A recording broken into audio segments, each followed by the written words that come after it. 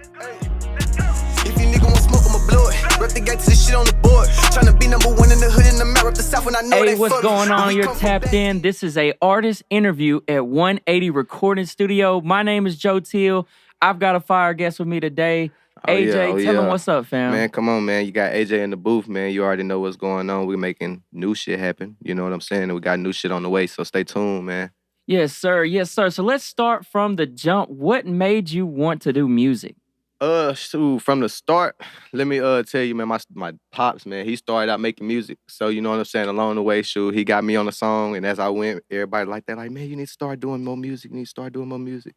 So I took a step further, started writing my own stuff, you know what I'm saying? Right. See how I could. And my first time actually recording was actually in your studio. Really? You know what I'm saying? So it made me feel a little bit more alive, a little bit more better than just recording with my father, you know what I'm saying, when I was started recording by myself. So it made me like that shit. And how old was you then? Because you're young right now still. My first song I made when I was 6. 6 years old. 6. I remember it. You know what I'm saying? I said that was one of my lines in my songs. I'm 6 years old with a lot to say. You know what I'm saying?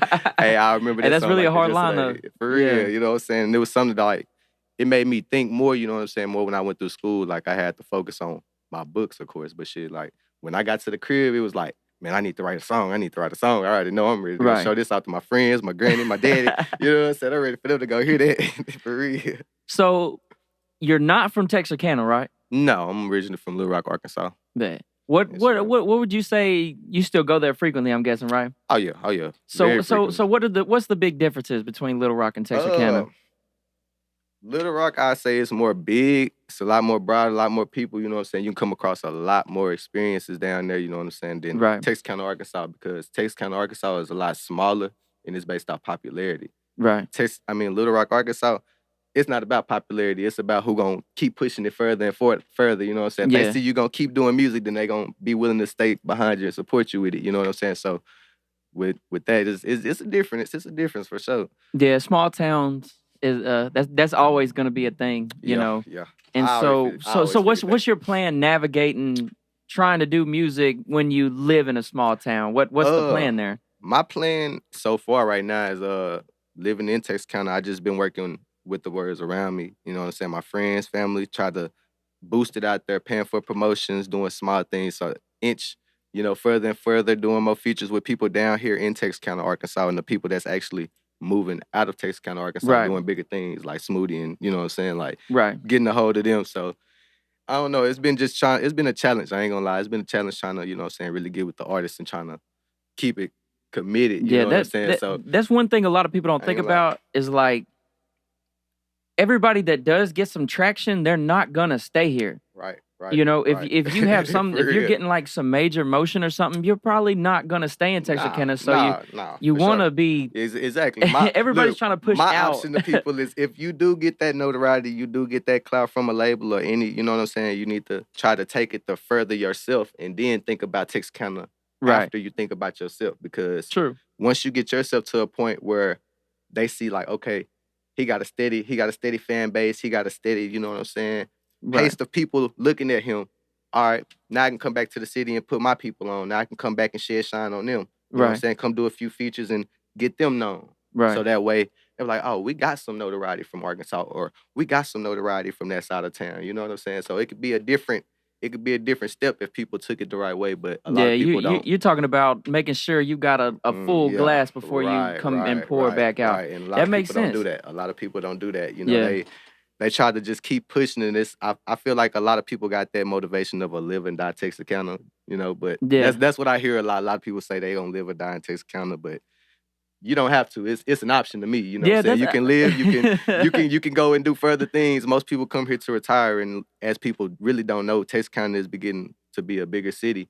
You Yeah. know what I'm saying? So it's actually starting to get on the map. So people starting to come look into Texarkana. So all they gotta do is just take another step forward and try to push themselves outside the city so the other people out there can hear them with the music. So Yeah, I think that's- people like Smoothie. Shout out to Smoothie getting yeah. traction. That helps oh us. yeah. Oh, There's yeah. people around here that is starting to get some momentum, and that's always going to, because they, every interview they asking like, where you from? Yeah. Texarkana. Oh I'm from yeah. Texarkana. I seen a few interviews with Smoothie. I seen he's been coming across a couple of artists, a nice select few artists. So I feel like that's a it's giving Texarkana a lot more Right. shine because he's coming across a lot more famous people that we're not used to seeing in person, you know? Yeah, they have So, no idea who we are. exactly, you know what I'm saying? So if they ever were to come to Texarkana and they were like, well, I'm finna do a video with Smoothie. Let me come see what his side of town's like. Yeah. Then that would make it to where people would want to look at Texarkana a lot more. Then we can actually say we done had celebrities in our city. We done had people trying to help us or promoters down here trying to get people further. Like we can actually say that. But as far as right now, we're just depending on artists that's going to make it right now. Yeah. People that stand dedicated, people that stand motivated and want to really do this rap, you know. Yeah, which just take a lot of money, a lot of effort, a lot of time. It take a lot this of is money. not a poor man's sport. For real.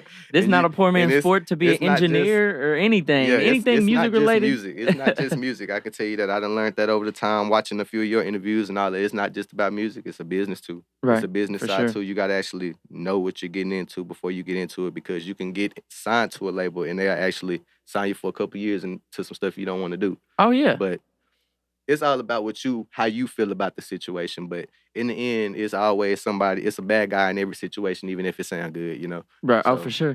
So that being said, I'm glad you brought that up. If you had a choice, would you want to go label or independent?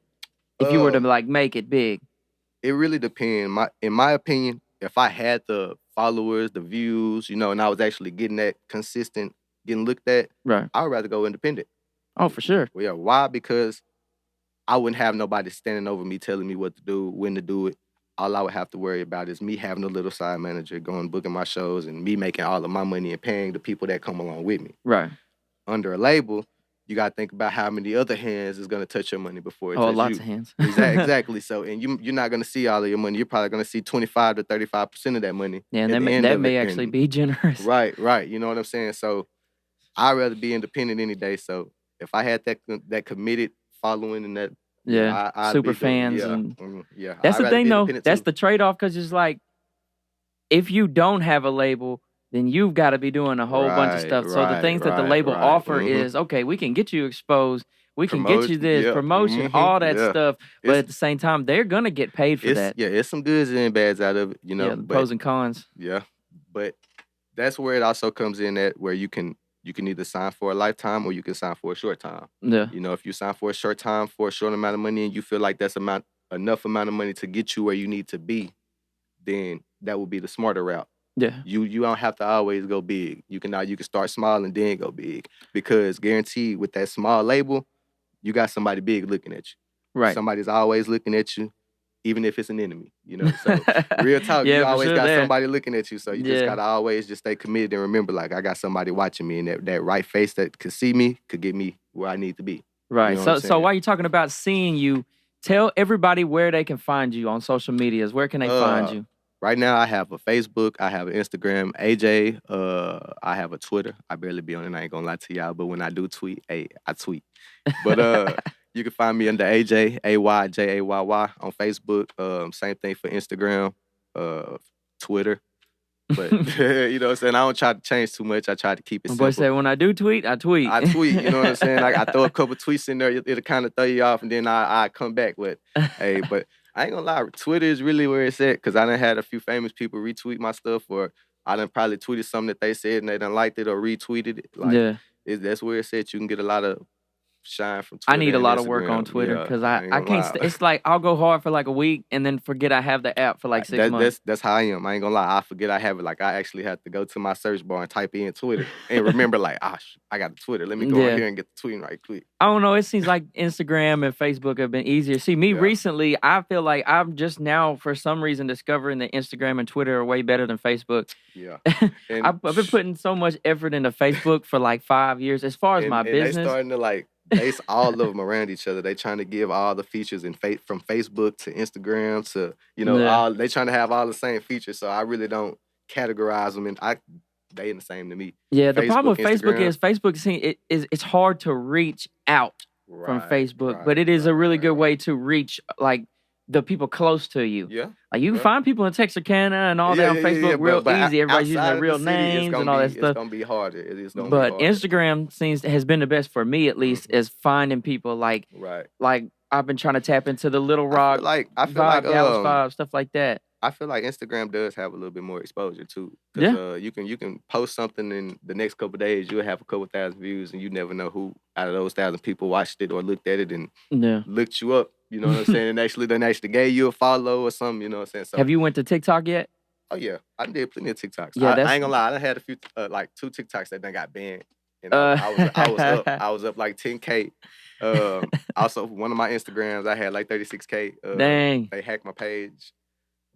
That's I tough. had to make a new one some more stuff. So I really just be trying to stay on social media less. Yeah. And try to focus on the music and, you know what I'm saying, my kids and priorities more, you know what I'm saying, Right. until it's time for me to step out of my boundary and go Yeah, shine. people have been using TikTok for sure. I'm about to Oh, push. yeah. I'm about to make a little push on there, doing just whatever. I believe you can do it. Yeah. We actually had somebody from Texarkana, shout out to Louis V, hit 1 million views on TikTok. Yeah, that's my boy too. So I wouldn't doubt that if you posted anything that you wouldn't get 1 million views or somewhat close to it and get some notoriety. Yeah, get some from traction. that. Yeah. Mm-hmm. Yeah. Oh, back when I was originally doing these interviews, I interviewed Louis V, which he's a great guy. Uh-huh. Great story.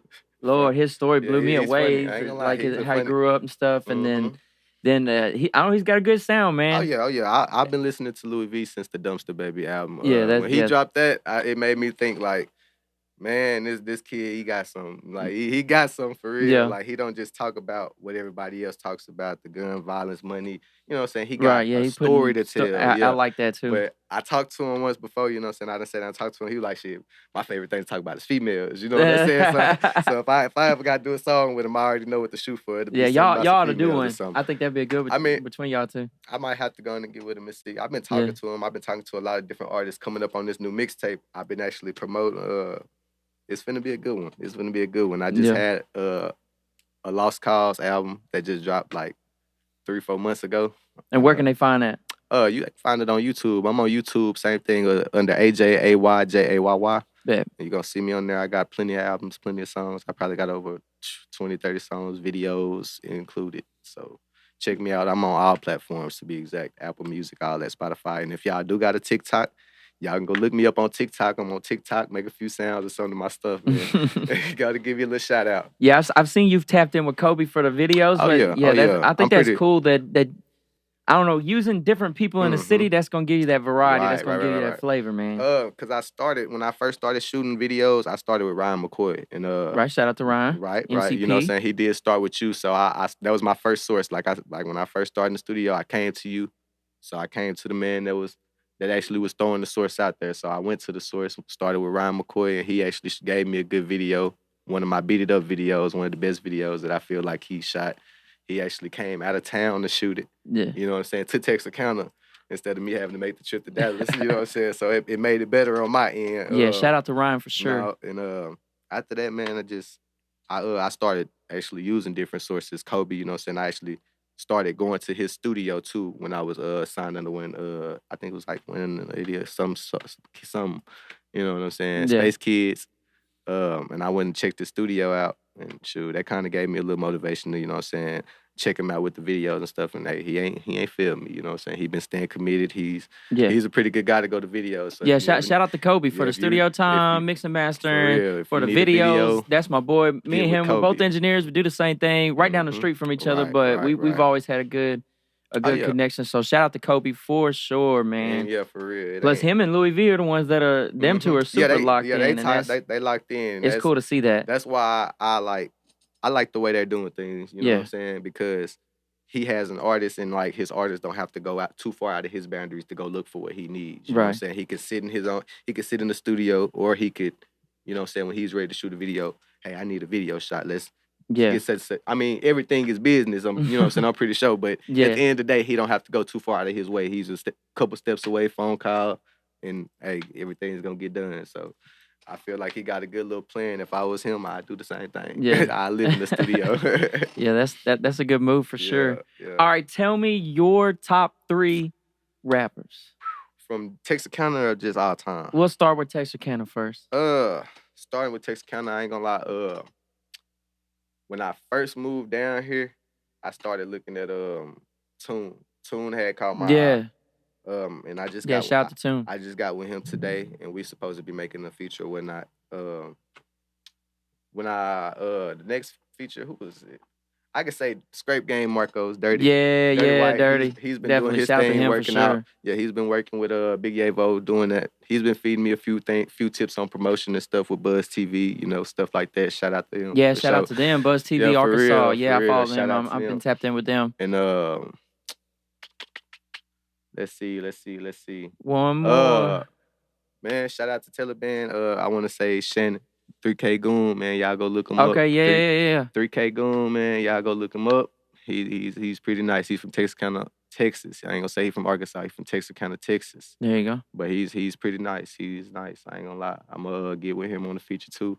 But when this next tape that's finna come out for sure is gonna be nice. So y'all tap in, y'all go look me up and try to stay in tune because when it drop, y'all ain't gonna want to miss it for sure. Y'all not gonna want to miss it. Yeah, that we looking forward to that for sure. What about your top 3 famous rappers, or they ain't even gotta be famous rappers, but just not local?